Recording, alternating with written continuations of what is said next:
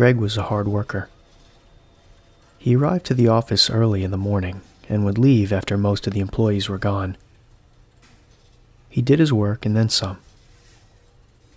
He was kind to his coworkers, who were many. Greg felt satisfied for the most part. He was able to complete his work in the manner and method he desired. Greg's company was an odd one. It was wildly unstructured, with each department and group of employees seemingly doing their own thing. Some employees were like Greg, hard-working. Others filled more support roles. Still others did nothing. And there was the new employee and intern who would arrive every once in a while. The main office area was large and open. Cubicles scattered around the area, making the whole place look like a maze of 5-foot-tall walls. As in any office, Greg had those who he would speak to and associate with more regularly than others. Greg felt happy when he was able to do this. It seemed like new employees were coming and going by the dozen day after day. They were all different and unique in their own way. Some larger, some smaller. Some different races and languages. Some had a light, funny personality, while others had a darker, more melancholy personality. Some had long hair. Some had short hair. Some had blue eyes and some green. Some dressed flamboyantly. Some wore black and gray. Above all else, Greg enjoyed the variety. The big bosses were rarely seen by the open office employees. They communicated with the lower level via intercom or speaker. Every once in a while, they would request a specific employee to do a task for them. Greg wondered if this was an indication of them doing a good job, but he wasn't sure. Greg felt confused by this. What was even more perplexing was the company's nebulous way of delivering raises and promotions. Once in a while, the speakers would boom out an employee name. That employee would then load into an elevator, a place where very few employees would venture, and make their way to the top floor to meet with the big bosses.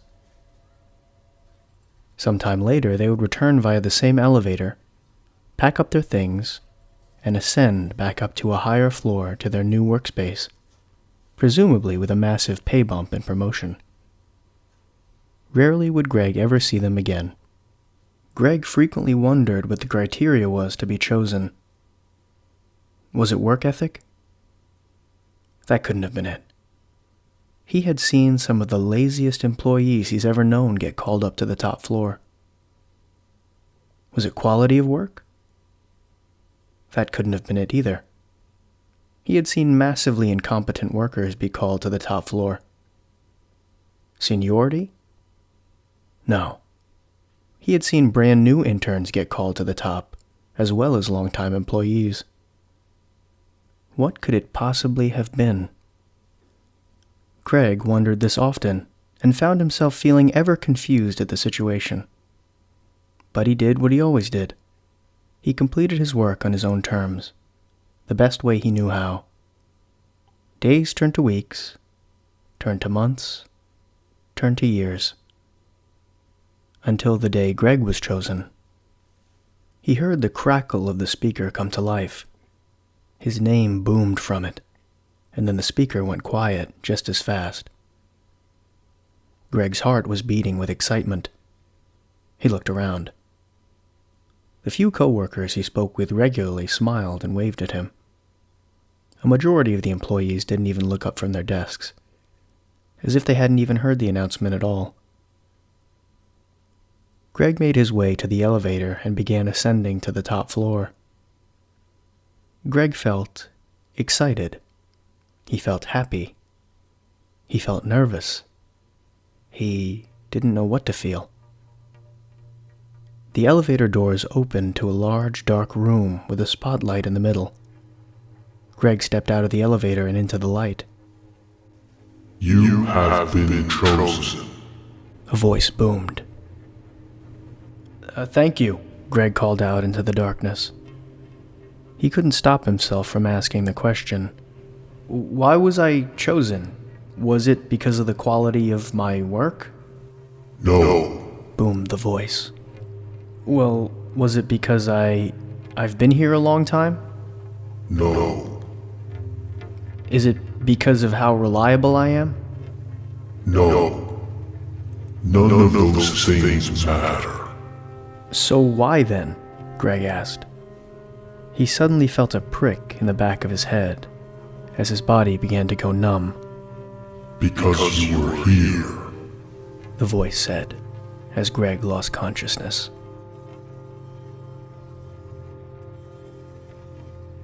Greg sat at his gray desk in a gray room on the top floor.